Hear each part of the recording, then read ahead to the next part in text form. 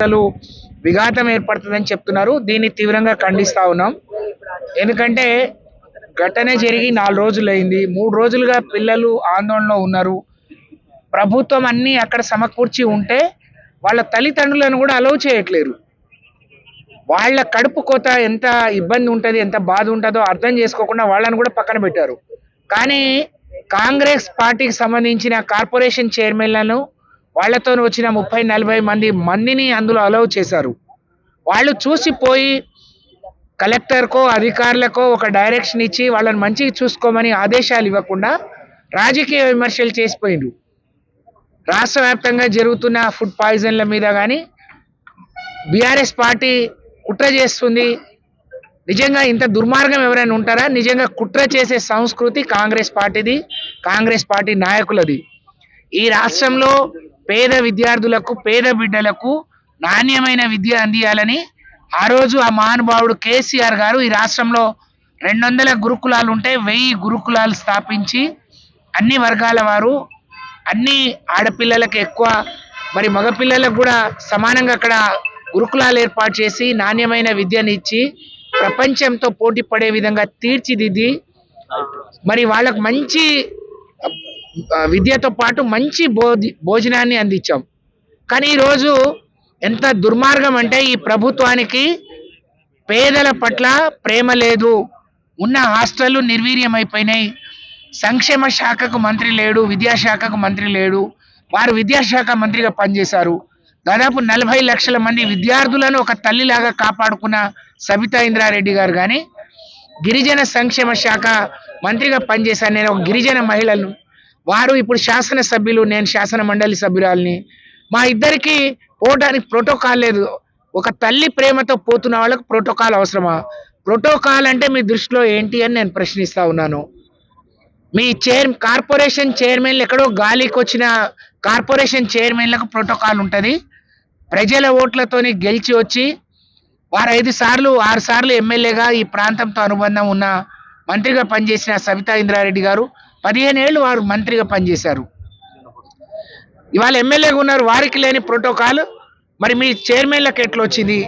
వారు రాజకీయ విమర్శలు చేస్తే సమాధానం చెప్పుకోవాల్సిన బాధ్యత, దానికంటే ఎక్కువ ఆడపిల్లలకు ఒక నమ్మకాన్ని, విశ్వాసాన్ని, ఒక ధైర్యాన్ని ఇవ్వాల్సిన బాధ్యత మా పైన ఉంది. అందుకనే కలెక్టర్ గారిని, ఎస్పీ గారిని కోరుతా ఉన్నాం. ఫోన్లో అడిగితే అక్కడ శాంతి భద్రతలకు విఘాతం ఏర్పడుతుంది అని చెప్తున్నారు. ఈ ఎస్పీ గారిని, ఇంతమంది పోలీసులను అడుగుతా ఉన్నాం. మేమిద్దరం మహిళా ప్రజాప్రతినిధులు అక్కడికి పోతే అక్కడ ఎవరైనా ఇబ్బంది లేకుండా చూసుకునే శక్తి కానీ సామర్థ్యం మీకు లేకపోతే మీరు రాష్ట్ర ప్రజల్ని ఏ విధంగా కాపాడతారు? ఏ విధంగా రాష్ట్రంలో మరి రాష్ట్ర ప్రజలకు ఏ విధంగా శాంతి భద్రతలు కాపాడతారు? ఇద్దరిని కాపాడలేని వాళ్ళు అక్కడ ఆడపిల్లల్ని చూడనీయకుండా మీరు అడ్డుకుంటే మీకు సిగ్గనిపించట్లేదా? నిజంగా ఇటువంటి పాలన ఎక్కడైనా చూసామా? ఇంత దౌర్భాగ్యం ఎక్కడైనా చూసామా? ఎక్కడికి పోనీయరు, ప్రతి దగ్గర అడ్డుకుంటున్నారు. ఆడపిల్లల దగ్గరికి పోతే అడ్డుకుంటారు. మీరు శాసనసభ్యులను చూడట్లేరు, శాసన మండలి సభ్యు. ఇది మీ జాగిరి కాదు. పోలీస్ సోదరులను, ఇక్కడ డిఎస్పీ గారు, సిఐలను, మీకు కూడా ఇంట్లో ఆడపిల్లలు ఉంటారు, మీ కూతుళ్ళు ఉంటారు, మీ పిల్లలు ఉంటారు. వాళ్ళు ఎంత ఆందోళన చెందుతున్నారో, ఎంత ఇబ్బంది పడుతున్నారో, రేపు ఏదైనా జరగరానిది జరిగితే మీరు బాధ్యత వహిస్తారా? మేము అనవసరంగా మమ్మల్ని అడ్డుకుంటున్నారు, ఇది సరి అయింది కాదు. ఇప్పటికైనా మాకు వదిలిపెట్టండి. మీకు ఎలాంటి ఇబ్బంది లేకుండా మాతో పోలీస్ అధికారులను ఇవ్వండి, మహిళా అధికారులను ఇవ్వండి, మేము ఇద్దరం కూడా పోయి చూసి వస్తామని మేము డిమాండ్ చేస్తున్నాం. సహకరించాల్సిందిగా విజ్ఞప్తి చేస్తా ఉన్నాం. రాష్ట్రంలో ప్రతి ఇష్యూలో కుట్ర చేస్తుందని చెప్పి వాళ్ళ అసమర్థతకు ఈరోజు వికారాబాద్ లో చెన్నారెడ్డి గారి విగ్రహం దగ్గర రోడ్ పైన కూర్చొని మాట్లాడుతున్నాం. ఇది సంతోషం. ఎందుకంటే ఈరోజు సాయిపూర్లో హాస్టల్లో పిల్లలకు విషాహారం తిని వాళ్ళకు ఫుడ్ పాయిజనింగ్ అయిపోయి సిక్ అయిపోయిందని 2 days బ్యాక్ పేపర్లో చూసాం. సరే 2 days తర్వాత సెట్ అయ్యిందిలే అని అనుకున్నాను. కానీ ఈరోజు మార్నింగ్ పేపర్లో ఫోటో చూసాను. తల్లిదండ్రులకు కూడా నో ఎంట్రీ. అంటే వాళ్ళ పిల్లలను చూసుకోవడానికి, వాళ్ళ పిల్లలు సిక్ అయిందని తెలిసినప్పుడు తల్లిదండ్రులను చూసుకోవడానికి కూడా పర్మిషన్ ఇవ్వలేదన్నప్పుడు ప్రధాన ప్రతిపక్షంగా మాకు బాధ్యత ఉంటుందా, ఉండదా? మీరు తల్లిదండ్రులను అలో చేయనప్పుడు కనీసం మేమైనా కనీసం వెళ్ళి చూసి వాళ్ళకు భరోసా కల్పించి ఏం జరిగిందని కనుక్కోవాల్సిన అవసరం ఉంది. కానీ ఆశ్చర్యం ఏంటంటే ఈరోజు మేము ఇక్కడ వికారాబాద్కి ఎంటర్ కాగానే నాకు తెలియదు చన్గోముల దగ్గరనే మమ్మల్ని ఆపాలనుకున్నారని నాకు కూడా తెలియదు. కానీ ఈ రోడ్ ఎంబడి ట్రాఫిక్ తక్కువ ఉంటుంది అని చెప్పి నేను ఈ రోడ్ ఎంబడి సిద్ధులూరు రోడ్ ఎంబడి వస్తే ఇక్కడ మమ్మల్ని ఆపేశారు. అసలు ఎందుకు ఆపారు అనేది ఎస్పీ గారిని కలెక్టర్ గారిని అడుగుతా ఉన్నాను. అంటే ప్రతిపక్షంలో ఉన్న వాళ్ళకి ఒక రూలు, అధికార పక్షంలో ఉన్న వాళ్ళకి ఒక రూలా? ఈరోజు మమ్మల్ని అలౌ చేయండి కలెక్టర్ గారు, మేము పోయి పిల్లలను చూసి వస్తామంటే ప్రోటోకాల్ వర్తించదు మేడం అంటున్నారు. ప్రోటోకాల్ అంటే నేను ఎమ్మెల్యేని, ఎక్స్ మినిస్టర్ని, తను ఎమ్మెల్సీ గారు, ఎక్స్ మినిస్టర్ గారు, అంటే ఏం ప్రోటోకాల్ కావాలి? ఒక గిరిజన బిడ్డగా తను వచ్చింది, గిరిజన హాస్టల్ తల్లిగా చూడడానికి వచ్చింది, అదేవిధంగా తను ఆ శాఖ నిర్వహించింది కాబట్టి అక్కడ ఉన్న పరిస్థితులు తెలుసు కాబట్టి చూడడానికి వచ్చినప్పుడు ఏం ప్రోటోకాల్ కావాలి కలెక్టర్ గారికి? అంటే ఎమ్మెల్యే గారి తమ్మునికి ఏం ప్రోటోకాల్ ఉంటుంది, మాకేం ప్రోటోకాల్ లేదు. నిన్నగాక మొన్న ఎమ్మెల్యే గారి తమ్ముడు పోయి చూసి వస్తాడు, ఆయన ప్రోటోకాల్ ఉంటుంది, కానీ మాకు ప్రోటోకాల్ ఉండదు. కొన్ని అలా ఉండాలన్నప్పుడు మరి మా వాళ్ళు కూడా అక్కడ లోకల్లో తాండూరులో ఉన్న వాళ్ళు, తాండూరులో పుట్టిన వాళ్ళే రావాలంటే నేను తాండూరులో పుట్టిందండి. ప్రోటోకాల్ ప్రకారం రాజకీయంగా ప్రోటోకాల్ వర్తించదేమో నాకు, కానీ మరి నేను తాండూరులో పుట్టిందాన్ని. మరి అట్లా అక్కడ పుట్టిన వాళ్ళకే ఇస్తామంటే అక్కడ పుట్టిన వాళ్ళకి అట్లన్నా వస్తాం. మరి ఎమ్మెల్యే గారి తమ్ముడు అయితే విజిట్ చేయొచ్చంట, మేము విజిట్ చేయొద్దట. అధికార పార్టీకి సంబంధించిన కార్పొరేషన్ చైర్మన్లు విజిట్ చేయొచ్చట, మేము విజిట్ చేయొద్దంట. ఇదేక్కడ న్యాయం? ఎందుకు ఉలిక్కి పడుతుంది ప్రభుత్వం? మేము పోయి చూస్తే మీ బండారం బయటపడుతుందనా? హాస్టల్లో ఉన్న పరిస్థితులు బయటపడతాయనా? గత సంవత్సరం నుండి రాష్ట్రంలో ఎంతో మంది హాస్టల్ పిల్లలందరూ కూడా సిక్ అయిపోయి హాస్పిటల్ చుట్టూ, నేను కాక మొన్న జగిత్యాలలో చూసాం, అక్కడ హాస్టల్లో ఫుడ్ పాయిజనింగ్ అయి పిల్లలు హాస్టల్లో బారిన పడ్డారు.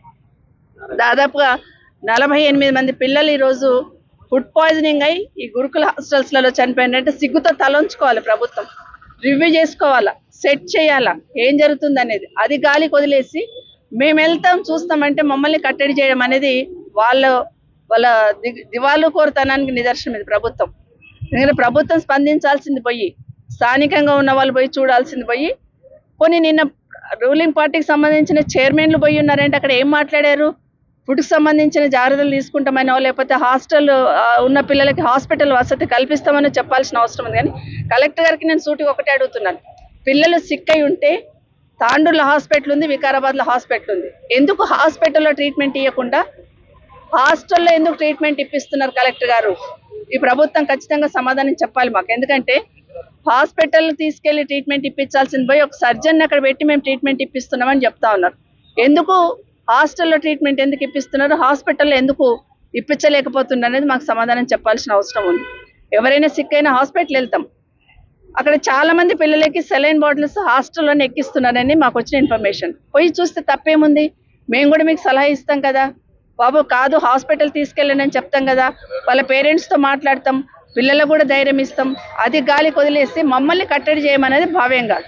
నిన్న మాట్లాడుతూ చైర్మన్లు ఏమంటారు, కార్పొరేషన్ చైర్మన్లు నిన్న మాట్లాడుతూ ఫుడ్ పాయిజనింగ్కి బీఆర్ఎస్ పార్టీ కారణం, కుట్ర చేస్తుంది అంటారు. ఇంతకన్నా సిగ్గుమాలిన మాట మాట్లాడితే ఏమైనా అర్థం ఉందా? ఇంత మాట్లాడితే ప్రభుత్వం మీది, అధికారులు మీ వాళ్ళు, అక్కడ చూడాల్సింది మేనేజ్మెంట్, చూడాల్సిందంతా మీరు గాలికి వదిలేసి ప్రభుత్వంలో ప్రతిపక్షంలో ఉన్న ప్రవీణ్ మీద మాట్లాడుతూ ఉన్నారు. ఇది నిజంగా తలంచుకోవాల్సిన విషయం. వాళ్ళు సరిగ్గా చూడలేక వాళ్ళు చేయాల్సిన అసమర్థతని కప్పిపుచ్చుకోవడానికి ఈరోజు బీఆర్ఎస్ పార్టీ మీద నింద మోపే ప్రయత్నం చేస్తూ ఉన్నారు. రేపు భవిష్యత్తులో మాకేమనిపిస్తుందంటే మా పోలీస్ డిపార్ట్మెంట్లకు అదే రిక్వెస్ట్ చేస్తున్నా. అందుకని రేపొద్దున కాంగ్రెస్ పార్టీకి సంబంధించిన మంత్రులు కానీ, ఎమ్మెల్యేలు కానీ, ముఖ్యమంత్రి కానీ తట్టుదా కింద పడితే కూడా బీఆర్ఎస్ పార్టీ కుట్ర చేసింది అంటారేమో, అక్కడికి తీసుకొస్తారేమో, కేసు పెడతారేమో. మేము అనేది చిన్న పిల్లలతోని, మాకు రాజకీయం చిన్నపిల్లలతో రాజకీయం చేయాలని లేదు. కానీ మీరు నిద్రమత్తు వదిలేండి, హాస్టళ్లలో ఉన్న పిల్లలకి సౌకర్యాలు కల్పించనని చెప్పడానికి ఎందుకు జరుగుతుంది, మళ్ళీ ఎందుకు జరుగుతుందని ప్రశ్నించుకోవాల్సిన అవసరం ఉంది. ఒకసారి పొరపాటు అంటాం, 2 సార్లు పొరపాటు జరిగింది అనుకుంటాం, 3 సార్లు ఓకే, కానీ ఎవ్రీ డే ఇది నిత్యకృత్యం, ఇది మామూలు విషయం అన్నట్టు గాలికి వదిలేస్తున్నారు. విద్యాశాఖ ఉంది గౌరవ ముఖ్యమంత్రి గారి దగ్గర. ముఖ్యమంత్రి గారు కనీసం ఇప్పటికైనా తేరుకోండి, ఇప్పటికైనా రివ్యూ చేసుకోండి. గురుకులాలు కేసీఆర్ గారు పెట్టారు కాబట్టి గురుకులాల జడిపేయాలని ప్రయత్నం చేస్తున్నారేమో, కానీ ఆ గురుకులాలు ఉన్న బిడ్డలు 5 లక్షల మంది పిల్లలు, పేద బిడ్డలు, ఎస్సీ ఎస్టీ బీసీ మైనార్టీకి సంబంధించిన పేద బిడ్డలు ఆ గురుకులాలలో ఉన్నారు. గురుకులాల నిశాన జడిపేయాల, గురుకులాల మీద ఒక ముద్ర వేసే ప్రయత్నం చేయాలనే ప్రయత్నం చేస్తున్నారేమో. ఇది ఆ పేద బిడ్డలకు అన్యాయం చేసినట్టు అవుతుంది. దయచేసి ఇప్పటికైనా ముఖ్యమంత్రి గారు రివ్యూ చేయండి, అక్కడున్న పరిస్థితులను మెరుగుపరచండి. మరీ ఇలాంటివి జరగకుండా చూసుకోండి. ఎందుకంటే సంవత్సరం నుండి చూస్తున్నాం. ఓ దగ్గర ఎలుక చచ్చిపోయింది అంటారు, ఓ దగ్గర పాములు గరిచింది అంటారు, ఓ దగ్గరనేమో ఫుడ్ పాయిజనింగ్ అంటున్నారు. ఎందుకు జరుగుతుంది?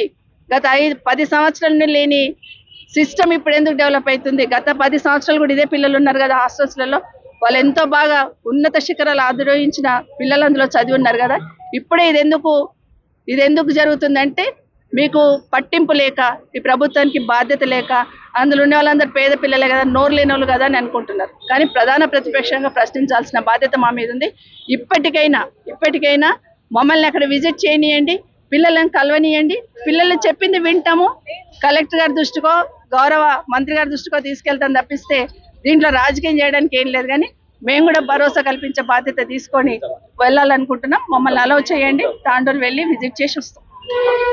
క్యూ న్యూస్ లో పరిచయటకు అనుభవం గల కెమెరామ్యాన్లు కావాలను సంప్రదించవలసిన నెంబర్లు 8688926084. qnewsads@gmail.com ను సంప్రదించండి. లైక్ చేయండి,